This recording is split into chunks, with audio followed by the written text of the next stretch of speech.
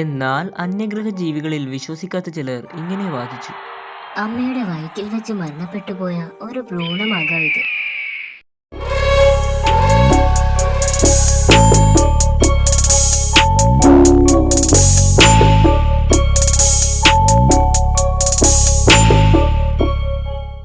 എന്നാൽ ശാസ്ത്രജ്ഞരുടെ നിഗമനത്തിൽ ആറ്റയുടെ ശരീരത്തിൽ 6-നും 8-നും ഇടയിൽ വയസ്സ് പ്രായമുള്ള ഒരു കുട്ടിയുടെ വളർച്ചയുണ്ടായിരുന്നു.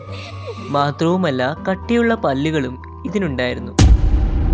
സാധാരണ മനുഷ്യർക്ക് 24 വാരിയെല്ലുകളുള്ളപ്പോൾ ആറ്റയ്ക്ക് 20 വാരിയെല്ലുകളേ ഉണ്ടായിരുന്നുള്ളൂ. DNA പരിശോധനയിലൂടെ ആറ്റ എന്നത് ഒരു പെൺകുട്ടിയുടെ അസ്ഥികൂടമാണെന്ന് ശാസ്ത്രജ്ഞർക്ക് മനസ്സിലായി. പക്ഷേ ഇതവർക്ക് വിശ്വസിക്കാൻ കഴിയുന്നുണ്ടായിരുന്നില്ല.